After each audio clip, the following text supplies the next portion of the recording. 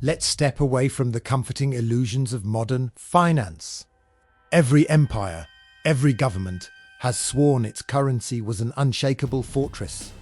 Yet, history, the most brutal and honest accountant, proves this guarantee is merely the prelude to betrayal. Financial collapse is not a black swan event. It is a recurring gravitational pull. The essential question is not if your perceived safe harbor will fail, but when and how deep your personal anchors are. Money is not concrete. It is the collective story of trust.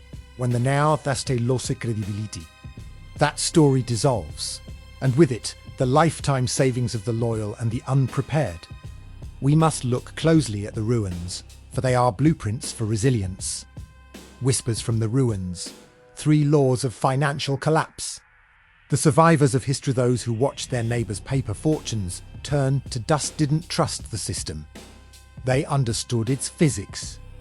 They were the ones who doubted first, acted decisively, and anchored their wealth in scarcity. The siren song of the printing press, the Dilution law. The decline of the Byzantine solidus is the quintessential tale of a gradual, deliberate betrayal. This gold coin was the dollar of the Middle Ages, accepted from London to Baghdad for over 7 centuries. Yet, starting around the 11th century, a subtle poison set in. Successive emperors, facing endless wars and fiscal needs, began reducing the gold content.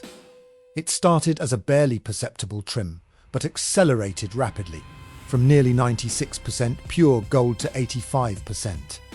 Then 75%, and eventually below 50% in a span of decades. The consequence was a cascading collapse of confidence. Merchants wouldn't accept the new, debased coins at the old value. Trade seized up. The system of international trust built on the coins, reliability was shattered. The deeper lesson: state authorities cannot resist the temptation to finance their promises with dilution. Whether by shaving gold Byzantium or printing endless paper confederacy, the result is the same. Inflation is a silent tax on the loyal. Your primary defense must be to own hard assets that require labor, energy, or real resource scarcity to create.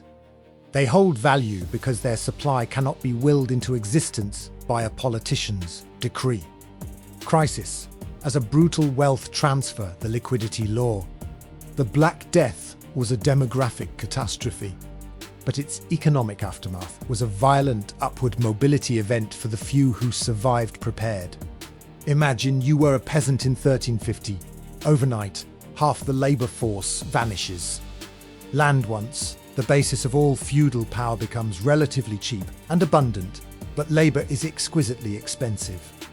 If you held back silver, goods, or had a valuable, transferable skill, you suddenly possessed unimaginable leverage. Wages soared, sometimes doubling or tripling. The crisis didn't just end lives. It forcibly transferred economic power from the landed aristocracy, who now had no one to work their fields, to the newly empowered labourer who could buy a plot of abandoned land. The deeper lesson: crises are a reset button. They reward absolute liquidity cash, or cash-like assets ready to deploy, and scarcity of skill. This principle was evident when the COVID-19 printing spree inflated asset prices for those with reserves, while those living paycheck to paycheck saw their purchasing power vaporize. Position yourself to be a buyer of last resort, not a desperate seller. The lie of the locked vault, the institutional risk law. When the mighty financial houses of Renaissance, Florence, the Bardi and Peruzza collapsed after Edward III defaulted in the 1340s, the entire city's commerce froze. Ordinary people learned a devastating lesson. Size is not safety, and reputation is not protection. This lesson achieved its modern, nightmarish clarity in Lebanon to 019 to 021. The country's financial system was the definition of too big to fail, yet the banks, deep in unsustainable debt, simply froze accounts. Citizens, doctors, engineers, retirees woke up to find their dollars inaccessible. then watched their local currency lose over 90% of its value in a slow, agonizing theft. Your bank balance became a phantom, a promise the institution had no intention of honoring. The deeper lesson: your money in the bank is not your property. It is a senior loan to the institution. When the institution collapses, you are treated as a creditor who may or may not be repaid. True protection requires diversification outside the institutional perimeter, whether through physical assets or non-bank digital, globalized storage. The ultimate hedge: production and presence. Financial survival is a combination of defense and offense. It is not enough to just hoard. You must be positioned to create. The ultimate hedge is not a specific coin or stock, but productive capacity. In revolutionary France, when the assignats paper currency backed by seized lands became worthless, the people who survived and rose were not those holding patriotic paper, but the farmers who held food and the blacksmiths who could repair a plough.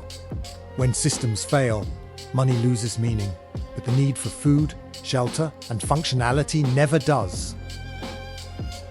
Your final question: the collapse is coming, as it always has. Will you be the one holding the abstract promise of paper and trusting the sealed vault? Or will you be the one holding the tangible key, the asset, the skill, the liquidity that allows you to acquire wealth when the panicked masses are forced to give theirs away? History demands that you choose.